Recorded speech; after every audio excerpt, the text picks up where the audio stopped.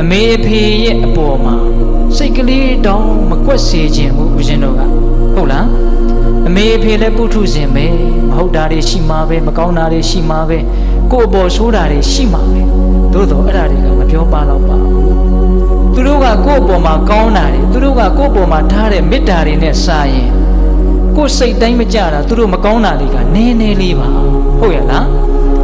ကိုယ်စိတ်တိုင်းမကြတာလေးနည်းနည်းအတွက်နဲ့အင်မတန်ကျေးဇူးကြီးတဲ့အင်မတန်မေတ္တာကြီးတဲ့မိခင်ဖခင်တို့ရဲ့အပေါ်မှာစိတ်ကလေးနဲ့ပြစ်မှားမယ်ဆိုလို့ရှိရင်အဲ့ဒါအင်မတန်ကြီးတဲ့အပြစ်ဖြစ်မယ်ဟုတ်လား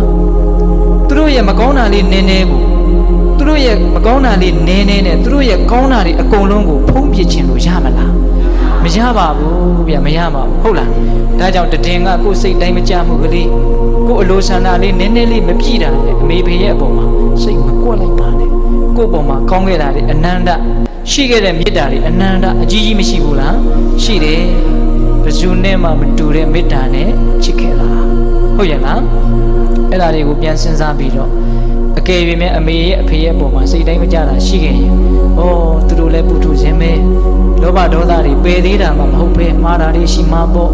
အဲ့ဒါတွေကိုနားလည်ခွင့်လွတ်ပြီးတော့ကောင်းခဲ့တာတွေကြီးခဲ့တဲ့မေတ္တာတွေများခဲ့တဲ့ကျေးဇူးတွေကိုစဉ်းစားပြီးတော့အမေဖေရဲ့အပေါ်မှာပြုစုလှုပ်ကြွေးတဲ့စိတ်ပြုစုလှုပ်ကြွေးတဲ့အမှုရာတွေရှိဖို့မလိုဘူးလားအကယ်၍ပစ္စည်းဥစ္စာမတတ်နိုင်ဘူးဆိုရင်လည်းပဲလူတိုင်းတတ်နိုင်တာရှိပါလေအဲ့ဒါကဘာလဲဆိုတော့ချိုတာတဲ့ဝစီကံအေးချမ်းတဲ့မနောကံမေတ္တာလောက်တော့လူတိုင်းပေးနိုင်ပါလေဗျတချို့အဲ့ဒါတောင်ပြန်မပေးဘူးနော်အမေဖေကိုအဲ့ဒါလေးတောင်ပြန်မပေးဘူးနော်ကြွေးရမယ်မွေးရမယ်ဆိုတာဝေးရောဟုတ်လားချိုတာတဲ့စကားလေးလောက်တောင်ပြန်မပေးနိုင်ဘူးအမေအဖေကိုချိုတာတဲ့မေတ္တာလေးလောက်တောင်ပြန်ပြီးတော့မပေးနိုင်ဘူးဟုတ်ရဲ့လားဦးဇင်းတို့အမေအဖေဆိုတာသားသမီးတွေရဲ့အပေါ်မှာဘယ်သူနဲ့မှမတူတဲ့မေတ္တာနဲ့ချစ်တာ